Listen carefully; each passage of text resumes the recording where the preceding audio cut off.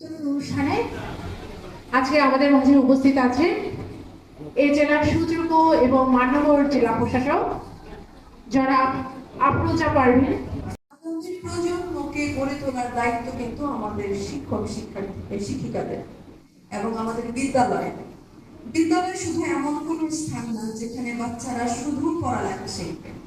বিদ্যালয় এমন একটি জায়গা যেখানে বাচ্চারা ট্রেনিং নিবে জীবন গড়ার, ভালো মানুষ হওয়ার, ডিসিপ্লিন মানুষ হওয়ার। শুধুমাত্র পড়তে জানাটাই একটা শিক্ষার্থীর কাজ না, কিভাবে সুশৃঙ্খল জীবনযাপন করা যায় এই বিষয়টি আসলে বিদ্যালয় থেকে শিক্ষা নিতে হবে। আমাদের সমাজে এখন মাদকের যে ভয়াবহতা, আপনারা তো সবাই এই বিষয়ে জ্ঞাত আছেন কিনা? সরকার আসলে এই বিষয়ে খুবই বাচ্চাদের বিষয়ে খুবই উদ্বিগ্ন। এই জন্য আপনি দেখবেন যে আমরা নতুন করে স্পোর্টস আমরা উদযাপন করেছি প্রথম পর্যায়ে, সামনে দ্বিতীয় পর্যায়ে অনুষ্ঠিত হবে এবং আমাদের মাধ্যমিক পর্যায়ের জন্য prime minister gold cup football tournament এটাও আয়োজিত হবে। সকল মাধ্যমিক বিদ্যালয়কে দল গঠনের কথা বলা হয়েছে। আমাদের পরবর্তী নির্দেশনা পেলে আমরা আপনাদেরকে জানিয়ে দিব। আমার যেটা অনুরোধ থাকবে আপনাদের প্রতি যে আমাদের বাচ্চারা যাতে শুধুমাত্র ভালো রেজাল্ট না, ভালো মানুষও হতে পারে, এগুলো যাতে আমরা বিকশিত করতে পারি। এজন্য আমরা কয়েকটি সিদ্ধান্ত নিয়েছি যে আমরা বিভিন্ন উপজেলায় গিয়েছি। আমরা এর মধ্যে গোয়ালন্দ, কালুখালী, পাংশা এই তিনটি উপজেলা আমরা গিয়েছি এবং আপনাদের মতো সকল শিক্ষকদেরকে নিয়ে আমরা বসেছিলাম। হয়তো সবাই আসতে পারেন নাই, যাদেরকে আর কি দাওয়াত দেওয়া হয়েছিল তারা উপস্থিত ছিলেন। তো আমরা তাদেরকে কয়েকটি বিষয় জানিয়েছি। আমরা চাই যে প্রতিটি ইউনিয়নে ট্যাগ অফিসার নিয়োগ করা হবে। উপজেলা থেকে ট্যাগ অফিসার নিয়োগ দেওয়া হবে। তারা প্রতিটি বিদ্যালয়কে মূল্যায়ন করবে এবং মাসিক যে সভা হয় প্রাইমারি এবং মাধ্যমিকে পৃথক পৃথক সভা হয়, এই সভাগুলোতে মূল্যায়নের ভিত্তিতে প্রথম, দ্বিতীয়, তৃতীয় এদেরকে একটু পুরস্কৃত করা হবে।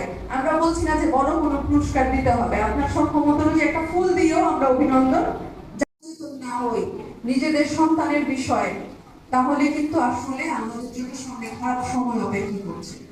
এখন এই বাচ্চাদেরকে আমরা মাদকের ছোবল থেকে দূরে রাখতে হলে তাদেরকে খেলাধুলা, সংস্কৃতির সাথে পরিচিত করতে হবে। তাদের এই সাংস্কৃতিক চর্চা, খেলাধুলার চর্চার মাধ্যমে তাদের সময়টা কাটানো, কিভাবে ভালো সময় কাটানো যায়, কিভাবে তারা দল গঠন করা শিখতে পারে এবং কি করে তারা একসাথে টিমে কাজ করা শিখতে পারে, সেই বিষয়গুলো নিয়ে আসলে আমাদের কাজ করতে হবে।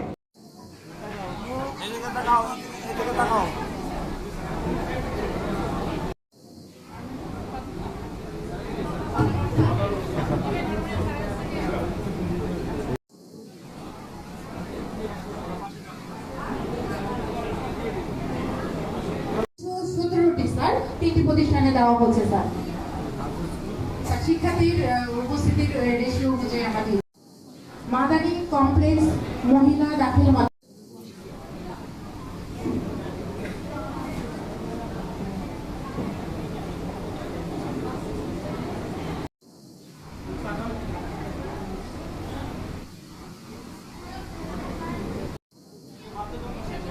আচ্ছা, এই পর্যায়ে আমাদের বাদ্যযন্ত্র বিতরণ শেষ হয়েছে। আমি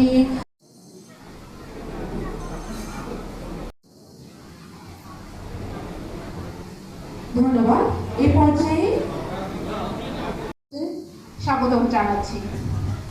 আমাদের মাঝে বিশেষ অতিথি হিসেবে আছেন সম্মানিত ক্রীড়া সামগ্রী বিতরণ করা হচ্ছে।